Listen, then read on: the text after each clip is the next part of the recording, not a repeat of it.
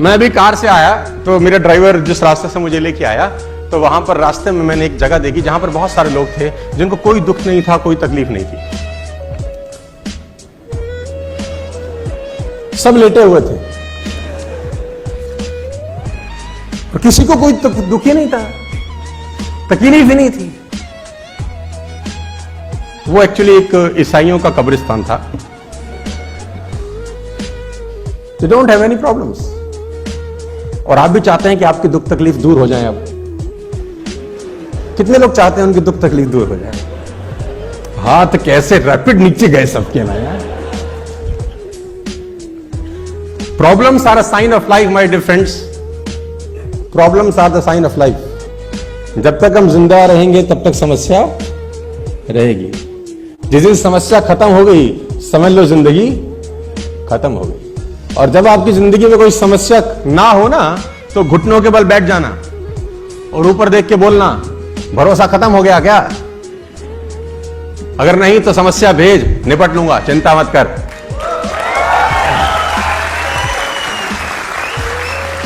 आपकी समस्या मैं खत्म कर दूं, कर सकता हूं, तरीका है। वो लेटा है, उसको मार, उसको कोई तकलीफ नहीं, उसके नाक में घुसंड मार, घूसा मार, दबा दे, तकलीफ होगी उसको। वो लेटा है, कह रहा तू करे जा।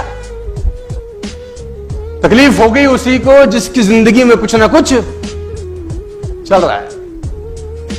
ट्रेनिंग का बहुत जरूरत है सर, बहुत ज्यादा जरूरत है। और जैसे कहते हैं ना कि वो जो कोयला रहता है वो अंगीठी के अंदर गर्म रहता है। कोयला अंगीठी में गर्म रहता है, जैसे अंगीठी से बाहर निकलेगा ठंडा हो जाएगा। ऐसा समझो कि बहुत सर्दी पड़ रहा है, कहीं बहुत सर्दी पड़ रहा है और आप किसी रूम में हो, बाहर है -12 डिग्री, -14 डिग्री, -15 डिग्री टेम्परेचर, अंदर अलाव जल रहा है। अलाव समझते हैं आप लोग? आग जल रही है, बॉन फायर जला रखा है आपने, उसमें लकड़ी डाल रखी है अंदर और -15 डिग्री बाहर है। आप अलाव के पास बैठे हैं, आपको सर्दी लगेगी कि नहीं लगेगी? नहीं लगेगी ना। जैसे जैसे अलाव से दूर होते जाएंगे सर्दी लगना महसूस होता जाएगा कि नहीं होता जाएगा? बाहर जितना भी टेम्परेचर है, अगर आप अलाव के पास हैं तो बाहर का टेम्परेचर आपका बाल भी बांका नहीं करता। क्या मैं ठीक हूं? तो ये अलाव ही है, ये ट्रेनिंग कि इसमें रहेंगे, बाहर का टेम्परेचर कुछ भी हो, तकलीफ कुछ भी हो, आपका कुछ नहीं उखाड़ता फिर वो। और सीखना जरूरी है क्योंकि बाहर बहुत सारे सवाल होंगे आपसे। जब तक आपको पता नहीं होगा जवाब क्या देना है, आपको बहुत तकलीफ आएगी। वो एक बहुत पुरानी सी कहानी है कि एक आदमी ना आंख चेक कराने चला गया। बहुत जगह सुनाया मैंने। आंख चेक कराने गया तो वेटिंग थी, तो सोफे पे बैठ गया। जो ऑप्टोमेट्रिस्ट था वो किसी आदमी की आंख चेक कर रहा था। तो उनके पास एक चश्मा सा रहता है ना, जो खाली रहता है अंदर। तो उसने उस आदमी को चश्मा लगाया और उसमें एक शीशा डाला। अब दिख रहा है तुझे? तो बोला ना। तो उसने बोला शीशा निकाल के दूसरा डाला। बोला अब तुझको दिखता है? तो बोला नहीं, थोड़ा थोड़ा दिखना शुरू हो गया। अब ये बाहर बैठ के ऑब्जर्व कर रहा है उसको। फिर उसने तीसरा डाला। बोला अब, कह रहा अब थोड़ा सा साफ हुआ है।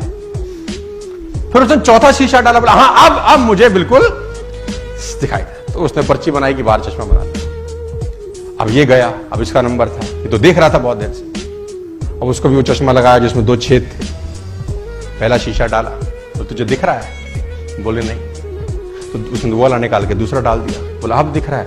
बोला अभी भी नहीं। उसने फिर तीसरा डाला। बोला अब?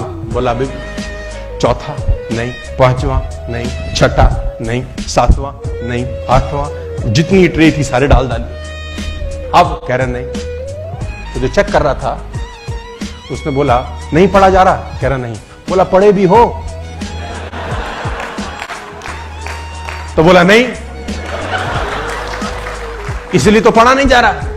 तो बोला यहां क्या करने आए हो? तो बोला हमको लगा चश्मा लगाने से दिखता है। उसको बोला चश्मा लगाने से दिखेगा तभी जब पढ़ाई अंदर पहले से होगी, अंदर से होगी तभी दिखाई देगा। अंदर से होगी ही नहीं तो दिखाई। मैं चाइनीज लैंग्वेज लिख दूं, यहां चाइनीज, कुछ चाइनीज ची चो चा चा चो है, ऐसा कुछ लिख दूं तो तुम पढ़ पाओगे क्या? जबकि तुमको दिखता भी है, परफेक्ट नजर आता है। चाइनीज लैंग्वेज पढ़ पाएंगे? अरबी लैंग्वेज यानी पढ़ भी वही पाएंगे जो ज्ञान पहले अंदर होगा ना। जो होगा ही नहीं उसको भी नहीं पढ़ा जा सकता। बाहर बहुत सारे सवालों के जवाब तुम्हारा इंतजार कर रहे हैं, लोग तोपियां लेके खड़े हैं बाहर और चड्डी में बम लगाने वाले हैं तुम्हारी।